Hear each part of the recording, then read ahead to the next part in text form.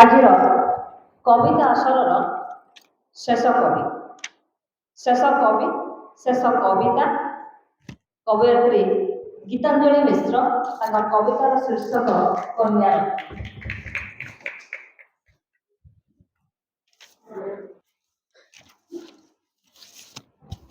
ରତ୍ନ ନୁହେଁ ସେ ତ ଅମୂଲ୍ୟ ରତ୍ନ, ଘରର ମଉଡ଼ ମଣି, ବାପା ମାଙ୍କର ଅତି ଆଦରର ସେ ପୁଣି ସୁନାର ଖଣି।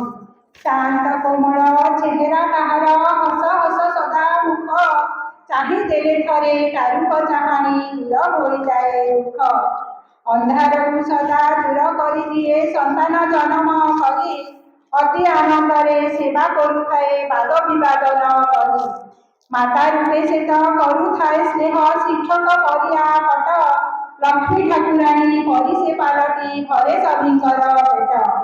ଦିନ ରାତି ପରିଶ୍ରମ କରୁଥାଏ ପରିବାର ଖୁସି ପାଇଁ, ସବୁ ଦୁଃଖ କଷ୍ଟ ଭୁଲିଯାଏ ସେ ତ ପିଲାଙ୍କ ମଙ୍ଗଳ ପାଇଁ, ସେ ତ ପିଲାଙ୍କ ମଙ୍ଗଳ ପାଇଁ। ଅସୁସ୍ଥ ହୋଇଲେ ପରିବାର ଜଣେ ପାଲଟି ଯାଏ ସେ ବିକା, ତାର ପରିବାରେ ବିପତ୍ତି ଆସିଲେ ସାଜେ ପୁଣି ସେ କାଳିକା, ସାଜେ ପୁଣି ସେ କାଳିକା। ପରିବାର ପାଇଁ ଜୀବନ ଦେବାକୁ ପଛ ଘୁଞ୍ଚା ଦିଏ ନାହିଁ, ପରିବାର ପାଇଁ ଜୀବନ ଦେବାକୁ ପଛ ଘୁଞ୍ଚା ଦିଏ ନାହିଁ।